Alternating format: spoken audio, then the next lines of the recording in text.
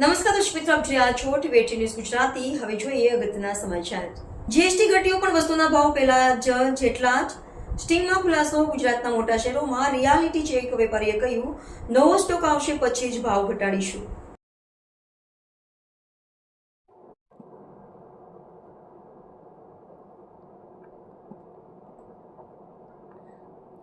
હવે 4ની જગ્યાએ જીએસટીના ફક્ત 2 સ્લેબ હશે, 5% અને 18%।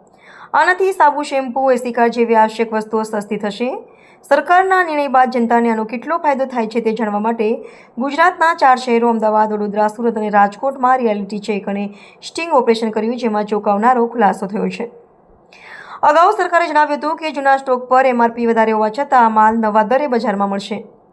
વેપારીઓએ ઘટાડેલા જીએસટી દરોનો લાભ ગ્રાહકોને આપવો પડશે। જો કોઈ દુકાનદાર કિંમત ઘટાડાનો લાભ ગ્રાહકો સુધી પહોંચાડે નહીં તો ફરિયાદ પણ કરી શકાય છે અને દોષિત દુકાનદારોને દંડ અથવા જેલની સજા પણ થઈ શકે છે।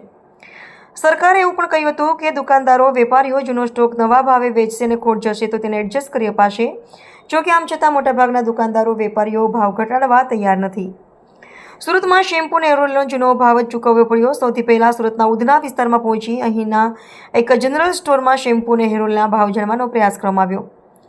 દુકાનદારે 72 મિલીગ્રામ શેમ્પૂની કિંમત 82 રૂપિયા જણાવી। વાસ્તવિકતા એ છે કે શેમ્પૂ અને હેર ઓઇલ પરનો જીએસટી રેટ 18%થી ઘટાડીને 5% કરવામાં આવ્યો છે, જે સીધો 13%નો ઘટાડો છે।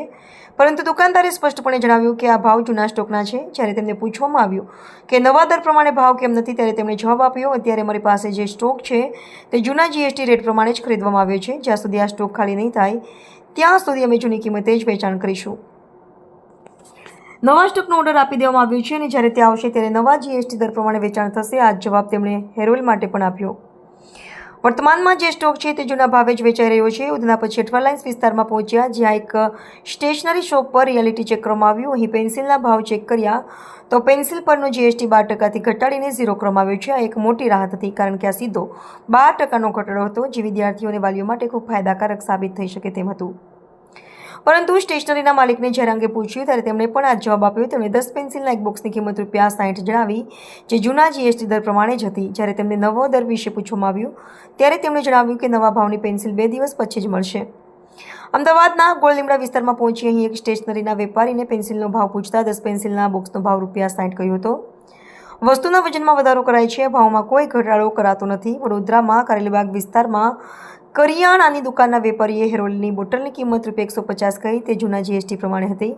આ ઉપરાંત ટોમેટો કેચઅપ ₹50 એ પણ જૂના જીએસટી પ્રમાણે હતો। આ અંગે વેપારીએ કહ્યું હતું કે અમારી પાસે જૂનો સ્ટોક પડેલો છે, 22 તારીખ પહેલાંના બિલ છે, તે પછી કોઈ બિલ બન્યા નથી। નવો સ્ટોક આવ્યા પછી જ વસ્તુના ભાવ ઘટશે। ઓનલાઈન એપ્લિકેશનના કારણે આમ પણ અમારી વેપારીઓની હાલત ખરાબ થઈ ગઈ છે। 10 મિનિટમાં ઘરે વસ્તુ મળી જાય છે, જેથી કોઈ દુકાને લેવા માટે આવતું નથી અને પહેલાં દરેક વસ્તુનું ડઝનમાં લેતા હતા, પરંતુ હવે 3 પીસ મંગાવવા પડે છે। જીએસટી ઘટ્યો પણ વસ્તુના ભાવ પહેલા જેટલા જ।